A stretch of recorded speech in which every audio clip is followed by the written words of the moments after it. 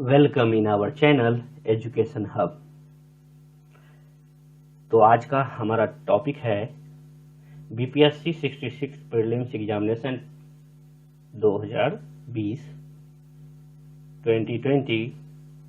के practice set 2 विश्लेषण के साथ। ये जो सेट है प्रीवियस ईयर में पूछे गए प्रश्नों से बनाया गया है।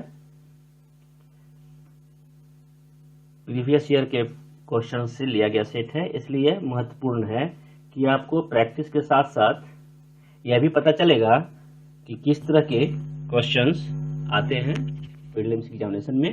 तो ये आपके लिए हेल्पफुल होगा। तो इसे आप एक बार जरूर देखिए और प्रैक्टिस कीजिए और अपने आप को वो भी कीजिए कि कहां तक आपकी तैयारी है। खुद का अवलोकन कीजिए। ओके, प्रैक्टिस करना बहुत ही आवश्यक है, क्योंकि आप जो भी पढ़े हैं उसकी प्रैक्टिस नहीं करेंगे तो अपनी क्षमता का जांच नहीं कर सकते आप। ओके, तो आप इसको देखें और प्रैक्टिस करें। ये प्रैक्टिस सेट 2 है, 1 पहले भी आ चुका है, उसको भी आप देखिए, और ये 2 है। चलिए, तो हम लोग अब आज का क्लास स्टार्ट करते हैं।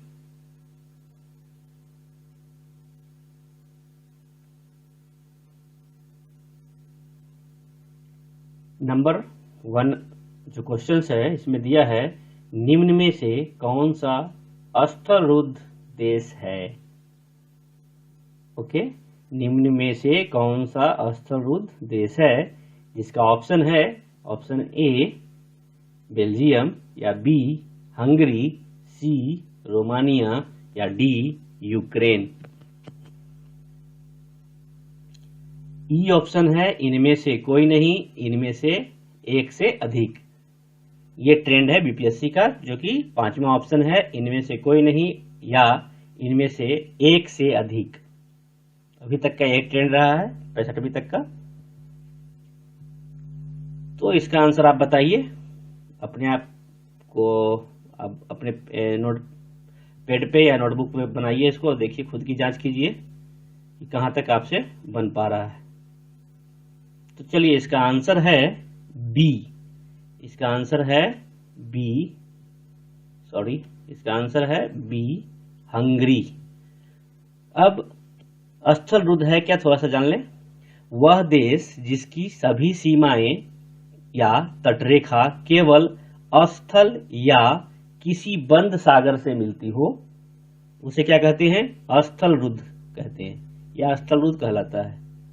यूरोप में 17 अस्थलरुद्ध देश है, जिसमें से हंगरी भी एक है। ओके, हंगरी भी एक है।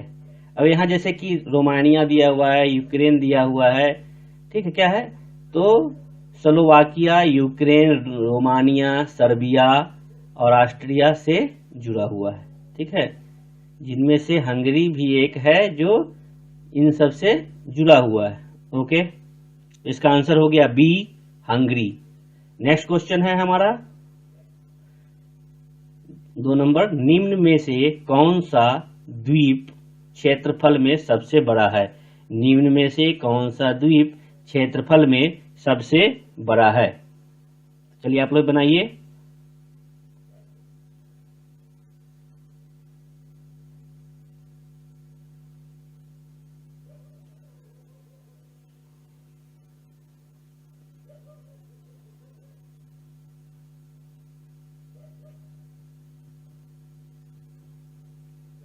चलिए, इसका आंसर है ए। इसका आंसर है ए, और इसका option Borneo, great Britain, Madagascar, Sumatra दिया हुआ है। ए आंसर है। तो इसके बारे में हम लोग थोड़ा सा जान लें। वह देश, अच्छा, विश्व में क्षेत्रफल के अनुसार द्वीपों का क्रम होता है, ठीक है, क्षेत्रफल के अनुसार। तो वैसे तो यहां पे सबसे बड़ा क्या हो जाता है, ग्रीनलैंड।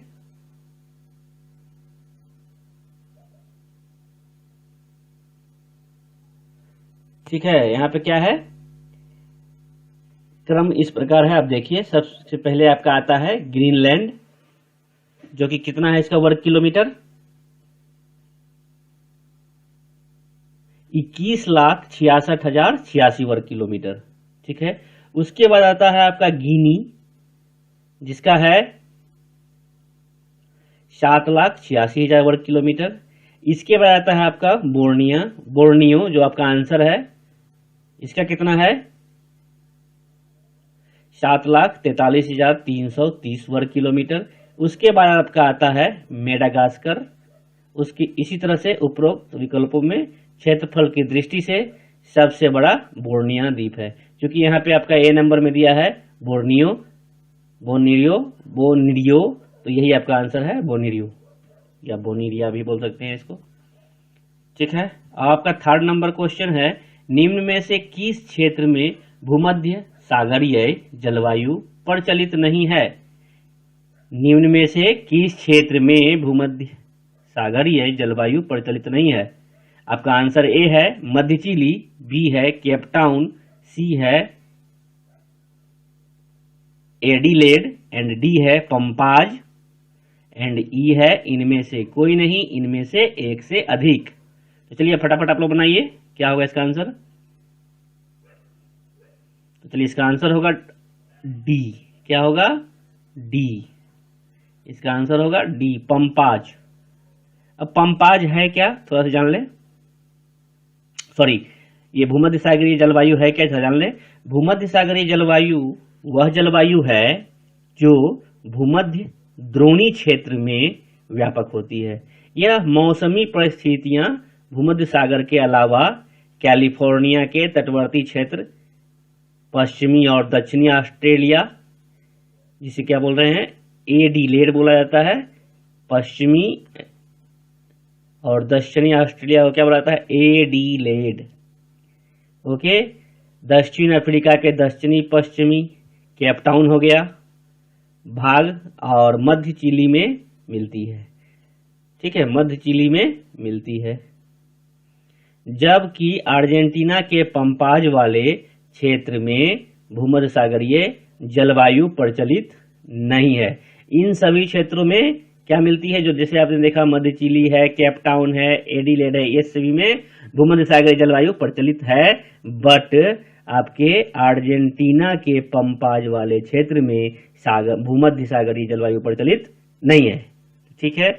अब हम लोग चलते हैं अपने दूसरे क्वेश्चंस की ओर।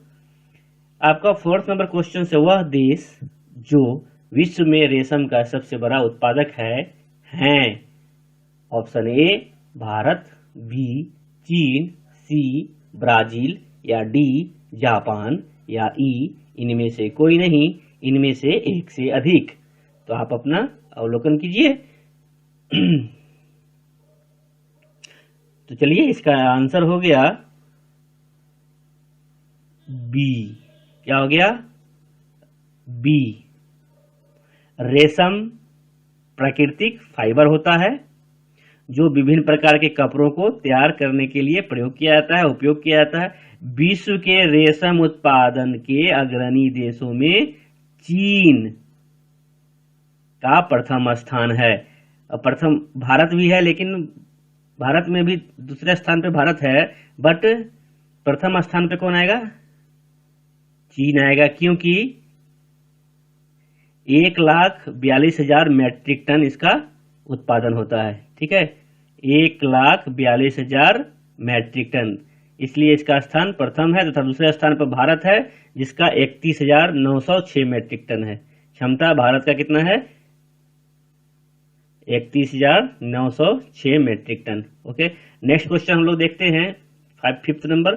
संयुक्त राष्ट्र अमेरिका को छोड़कर विश्व के निम्न देशों में से कौन सा देश कच्चे तेल का सर्वाधिक उत्पादन करता है? इसका ऑप्शन है, ऑप्शन ए रूस, बी चीन, सी सऊदी अरब, या डी कनाडा, या ई इनमें से कोई नहीं, या इनमें से एक से अधिक। तो चलिए इसका आंसर आप लोग बनाइए, प्रैक्टिस कीजिए। चलिए इसका आंसर है सी क्या है? सी सऊदी अरब, सऊदी अरब। यूएसए के बाद विश्व का दूसरा बड़ा तेल उत्पादक देश सऊदी अरब है। सऊदी अरब विश्व के कुल तेल का उत्पादन कितना करता है? तो 12.7% उत्पादन करता है।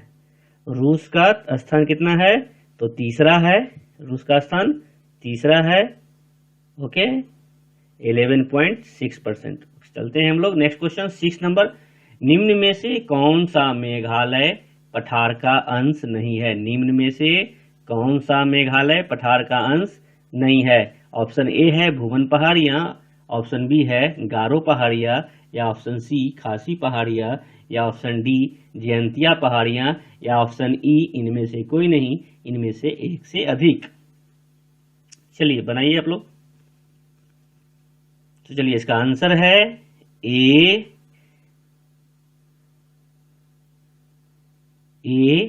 क्या है? भुवन पहाड़ियां। अब आइए थोड़ा इसकी चर्चा कर ले। मेघालय पठार के अंशों के रूप में किसको जाना जाता है? गारो और खासी या जयंतिया पहाड़ियां को सम्मिलित किया जाता है। ठीक है, गारो, खासी और जयंतिया पहाड़ियां को मेघालय पठार का अंश माना जाता है, अंश है, सम्मिलित किया जाता है। जबकि भुवन पहाड़ियां असम राज्य के बराक घाटी से संबंधित है। याद रखिएगा, भुवन पहाड़ियां असम राज्य के बराक घाटी से संबंधित है। ओके, चलिए आगे हम लोग बढ़ते हैं नेक्स्ट क्वेश्चन की ओर। नेक्स्ट है 7th। वह दर्रा जो सर्वाधिक ऊंचाई में अवस्थित है। ऑप्शन है इसका ए जोजिला, या बी रोहतांग, या सी नाथुला, या डी खैबर, या ई इनमें से कोई नहीं, इनमें से एक से अधिक। चलिए आप लोग बनाइए। क्वेश्चन है वह दर्रा जो सर्वाधिक ऊंचाई में अवस्थित है जोजिला, रोहतांग, नाथुला, खैबर। ऑप्शन ई है इनमें से कोई नहीं, इनमें से एक से अधिक। तो इसका आंसर है ई। क्या है? ई डुंगरीला या माना दर्रा सर्वाधिक ऊंचाई पर अवस्थित है। ओके, कौन दर्रा?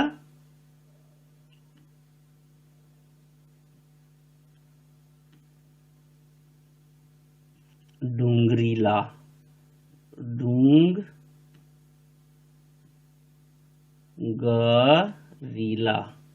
इसमें पेन है, डूंगरी।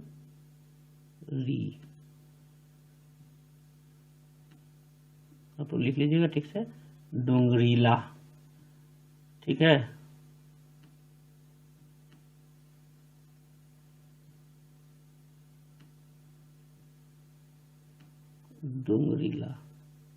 डुंगरीला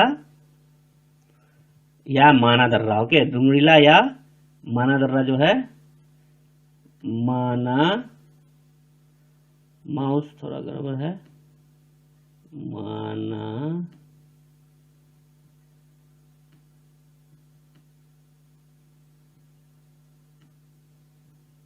दर्रा।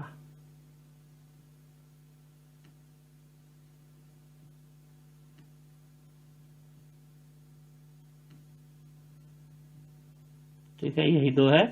सर्वाधिक ऊंचाई वाली जो है क्या है? डुंगरीला यह माना दर्रा सर्वाधिक ऊंचाई पर अवस्थित है, जो उत्तराखंड में जास्कर पर्वत श्रृंखला के नंदा देवी बायोस्फीयर रिजर्व में स्थित भारत और तिब्बत को जोड़ता है। तो इसलिए इसका आंसर क्या हो गया? ई। ओके, डुंगरीला या माना दर्रा, जो कि सॉरी ये यहां पे आ गया,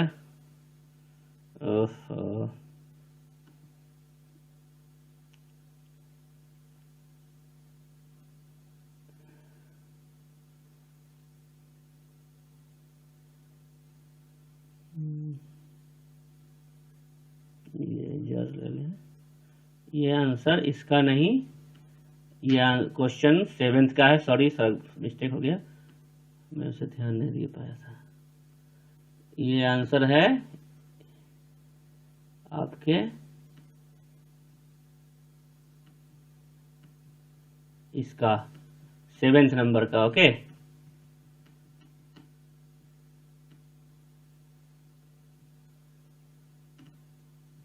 इसका 7th का आंसर है ये, 7th का ई हो गया।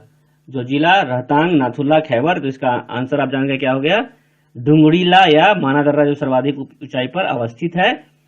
ठीक है, तो इसलिए इसका आंसर क्या हो गया, ई। नेक्स्ट क्वेश्चन आपका क्या है 8th नंबर, करेवा मृत्तिका जो जाफरान जैसे केसर का एक स्थानीय प्रकार है जाफरान के उत्पादन के लिए उपयोगी है, पाई जाती है, कहां पाई जाती है केवड़ा मृत्तिका?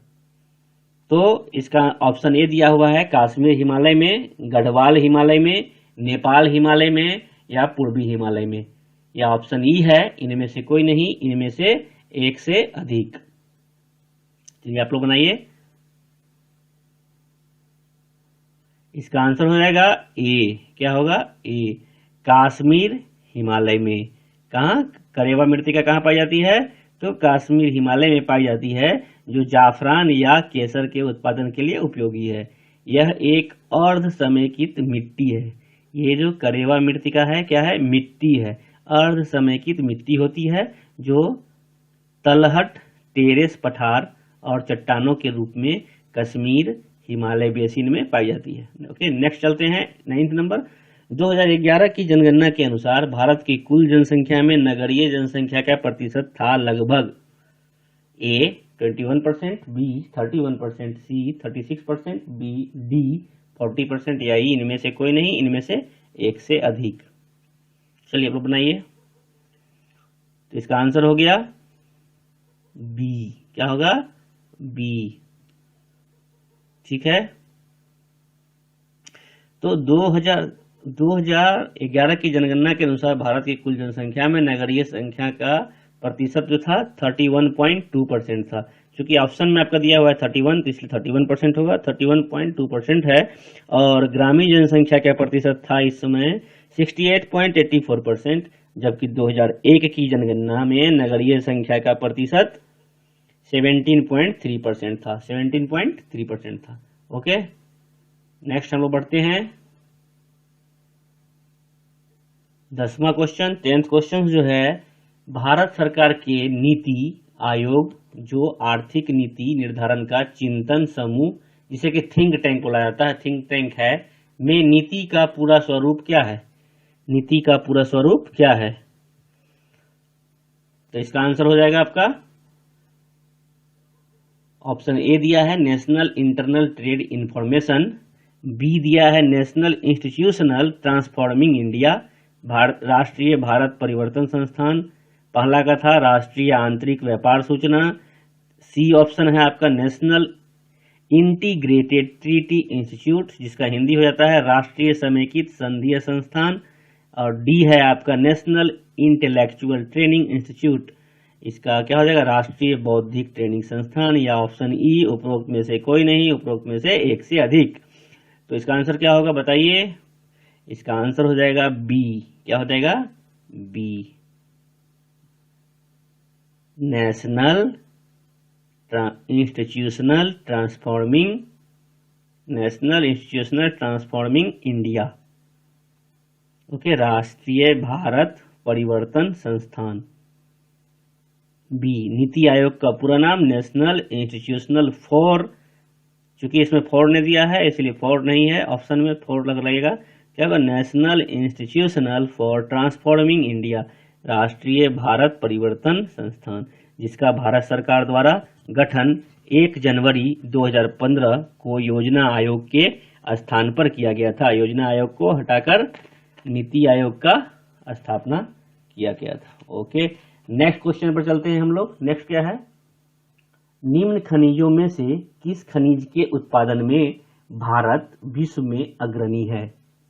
निम्न खनिजों में से किस खनिज के उत्पादन में भारत विश्व में अग्रणी है? ऑप्शन ए दिया है आपका चादरी अभ्रक, बी दिया है तांबा, सी जिप्सम, डी लौह अयस्क, या ई इनमें से कोई नहीं, इनमें से एक से अधिक। ए दिया है आपका चादरी अभ्रक, बी तांबा, सी जिप्सम, डी लौह अयस्क, ई, इनमें से कोई नहीं, इनमें से एक से अधिक। चलिए आपका आंसर दीजिए।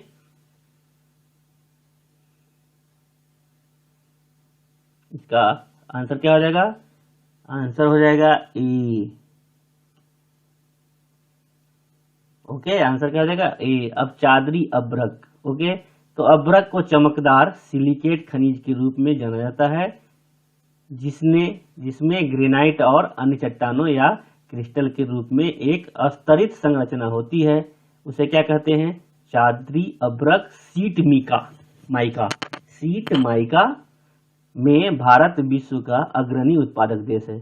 Seat mica, SHEET, seat MICA, mica, seat mica में भारत विश्व का अग्रणी उत्पादक देश है, और भारत में सर्वाधिक अभ्रक का उत्पादन आंध्र प्रदेश, राजस्थान तथा झारखंड में किया जाता है। ओके, याद रखिएगा, आंध्र प्रदेश, राजस्थान तथा झारखंड में किया जाता है। ओके, नेक्स्ट क्वेश्चन में बढ़ते हैं, 12th है, भारत के निम्न राज्यों में से किसे चीनी का कटोरा कहा जाता है?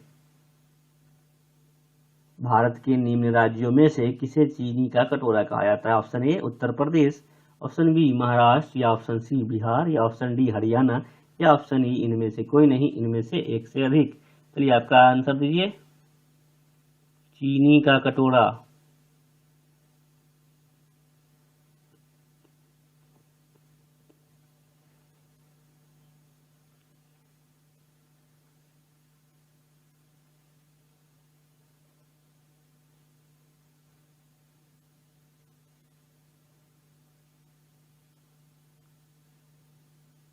चलिए इसका आंसर है ए उत्तर प्रदेश। क्या है इसका आंसर? ए उत्तर प्रदेश। ओके, ठीक है। इसके बारे में डिटेल जानना हो तो आप लोग कमेंट कीजिएगा कि इसमें और क्या क्या आपको चाहिए, इसका भी वीडियो आता जाएगा। क्योंकि एग्जाम को लेकर प्रैक्टिस सेट ही जरूरी है, आवश्यक है, इसलिए प्रैक्टिस सेट पे विशेष ध्यान दीजिए। ठीक है, तो इसका क्या हो गया आंसर? उत्तर प्रदेश को भारत का चीनी का कटोरा कहा जाता है। उत्तर प्रदेश में सर्वाधिक गन्ने का उत्पादन किया जाता है। यहाँ की 21 लाख हेक्टेयर भूमि पर गन्ने का उत्पादन किया जाता है, जिससे औसतन 133.3 मिलियन टन, जो कि ये रिपोर्ट 2018 की है, गन्ना उत्पादित होता है। अभी तो चूंकि आप समय भी देख रहे हैं, ये डाटा है 2018 की, जो मेरे पास अवेलेबल था, मैं बताया आपको। चलिए नेक्स्ट क्वेश्चन है आपका, लेकिन ये क्लियर है कि चीनी का कटोरा किसे कहा जाता है? तो उत्तर प्रदेश को कहा जाता है। आपका 13 नंबर क्वेश्चन है, एक भारतीय राज्य के रूप में बिहार बना। कब बना बिहार एक भारतीय राज्य के रूप में? ए 1911, बी 1912, या सी 1936, या डी 2000। आप कौन सा दीजिए? इसका तो बहुत इजी है, तो चलिए इसका आंसर है बी।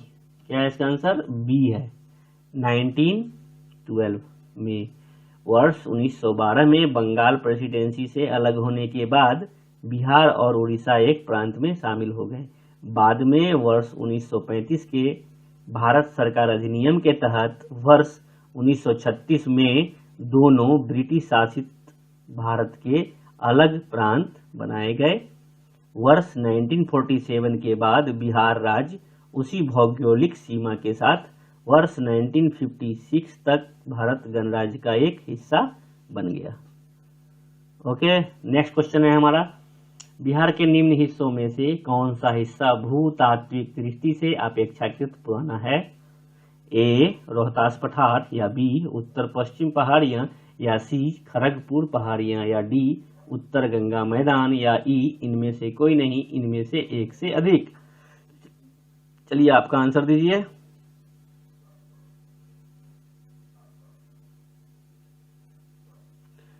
चलिए इसका आंसर क्या होगा? ए रोहतास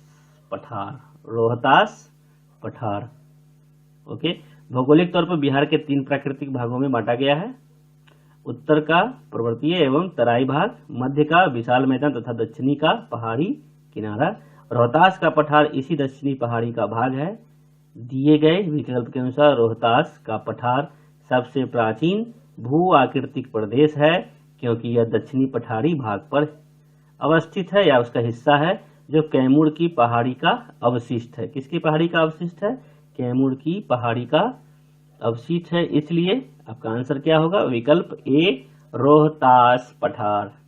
नेक्स्ट है हमारा, बिहार का अधिकांश क्षेत्र आच्छादित है।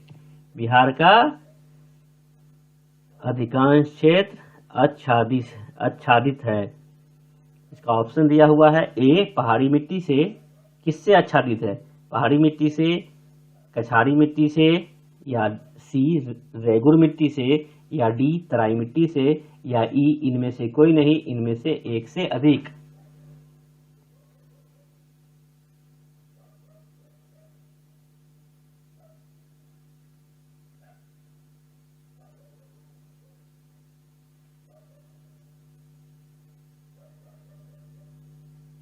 इसका आंसर हो गया बी। क्या हो जाएगा? बी, कछारी मिट्टी से। किससे? कछारी मिट्टी से। बिहार का अधिकांश क्षेत्र मध्यवर्ती विशाल मैदान के अंतर्गत आता है जो गंगा नदी एवं उसकी सहायक नदियों से के अपवाह क्षेत्र वाले क्षेत्र से संबंधित है, जिसे कछारी मिट्टी या जलोढ़ मिट्टी मृदा भी कहा जाता है। कछारी मिट्टी को जलोढ़ मृदा भी कहा जाता है। ओके, जलोढ़ मृदा, जलोढ़ मिट्टी भी कहा जाता है। ओके, नेक्स्ट आपका क्वेश्चन है, याद रखिए कछारी, जलोढ़ भी बोल सकते हैं, ऑप्शन में जलोढ़ भी रहेगा तो वही बोल सकते हैं। नेक्स्ट क्वेश्चन है, भारत के राज्यों में से निम्नतम साक्षरता दर 2011 जनगणना की दृष्टि से बिहार का स्थान है।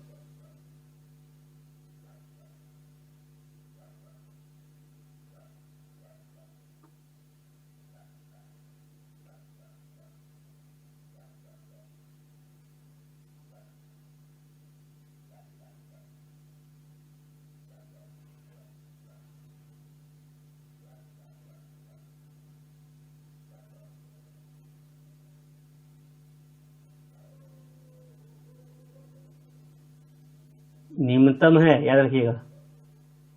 इसका आंसर क्या होगा? ए। क्या हो जाएगा? ए। ओके, भारत की साक्षरता दर लगभग कितना है? 74.04%। केरल भारत का सबसे साक्षर राज्य है जहां पे 93.91% साक्षरता है। वहीं भारत में सबसे कम साक्षरता बिहार में है जहां पर 63.82% साक्षरता है। ओके, तो प्रथम है भारत के राज्य में निम्नतम साक्षरता दर में प्रथम है। ओके, तो अब नेक्स्ट आते हैं 17 में हमारा, भारत के राज्यों में से जूट उत्पादन की दृष्टि से बिहार का स्थान क्या है? बिहार का स्थान क्या है जूट उत्पादन में? तो इसका आंसर क्या हो जाएगा? बी। क्या हो जाएगा इसका आंसर?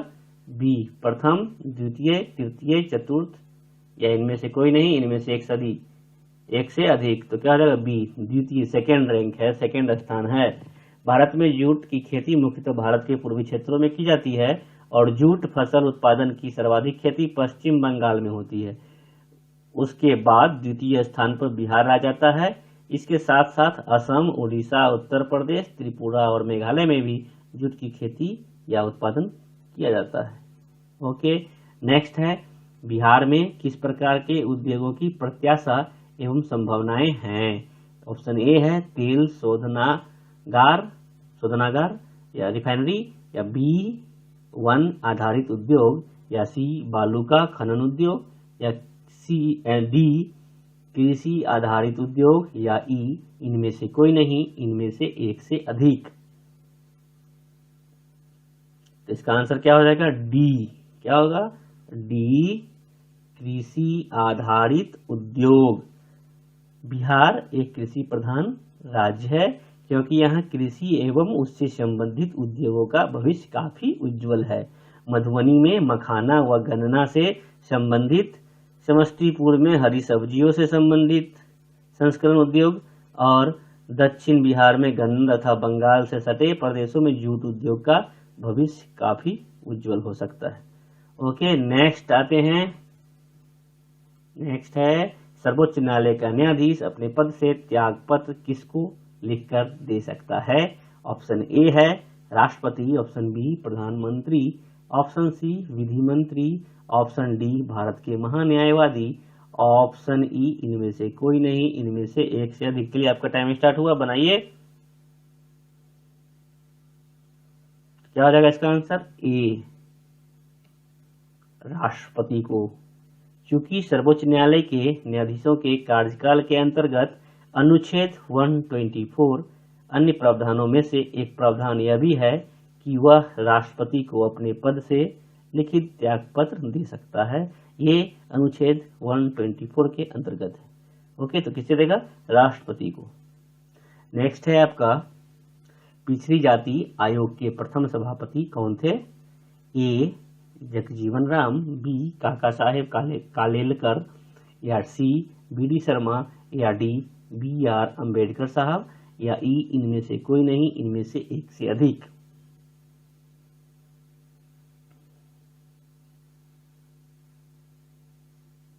वैसे तो सभी लोग सोच रहे होंगे अम्बेडकर साहब हो जाएंगे प्रथम सभापति, बट इसका कौन होंगे? काका साहेब कालेलकर। इसका ऑप्शन हो जाएगा बी आंसर है। तो थोड़ा सुन लीजिए, वर्ष 1953 में प्रथम पिछड़े वर्ग या जाति आयोग का गठन काका साहेब कालेलकर की अध्यक्षता में किया गया था, जिन्होंने संविधान के अनुच्छेद 340 के अंतर्गत पिछड़ा वर्ग आयोग के गठन की अनुशंसा की थी। तो इसका आंसर आपका हो गया बी काका साहेब कालेलकर। तो आज का क्लास समाप्त हुआ। आपके किसी भी प्रकार की क्वेरी हो तो आप बेहिचक मेरे कमेंट बॉक्स में लिखिए। जो भी आपकी परेशानी हो या जो त्रुटि हो उसे आप लिखें। मैं कोशिश करूंगा सबके मैसेज को पढ़ूं और उसका आंसर दूं। और ये प्रैक्टिस सेट रेगुलर रहेगा, ये सबसे मिला हुआ है। माने ये क्या है, पूर्व में जो एग्जाम हुई हैं, प्रीवियस एग्जामिनेशन हुई हैं, उनमें उन्हीं का ये क्वेश्चन है कि किस तरह के क्वेश्चन को पूछे जाते हैं। तो आपको ध्यान देना होगा कि सभी को इक्वल टाइम देना है। तो प्रैक्टिस करने से क्या पता चलेगा किस किस टाइप के क्वेश्चंस आते हैं और कहाँ कहाँ से आते हैं। तो आप प्रैक्टिस जरूर करें, ये मेरी आग्रह है आपसे। और इस बार आपको पदाधिकारी बनने से कोई रोक नहीं सकता। ओके, तो थिंकिंग पॉजिटिव रखें एवं ईमानदारी से मेहनत करें। चलिए, तो आज का क्लास समाप्त हुआ। यदि आप लोगों को पसंद आया हो वीडियो तो सब्सक्राइब एवं लाइक एवं सब्सक्राइब जरूर कर लीजिएगा। सब्सक्राइब तो कीजिएगा ही, लाइक आपके ऊपर डिपेंड करता है। सब्सक्राइब करने से आपको फायदा होगी कि ये वीडियो लगातार आते रहेंगे इस तरह की। और क्लास एनसीईआरटी बेस्ड भी क्लास स्टार्ट होने जा रही है, उसके भी वीडियो आपको अवेलेबल हो जाएंगी। सब्सक्राइब कर लेंगे तो आप। चलिए, bye bye, take care, thank you.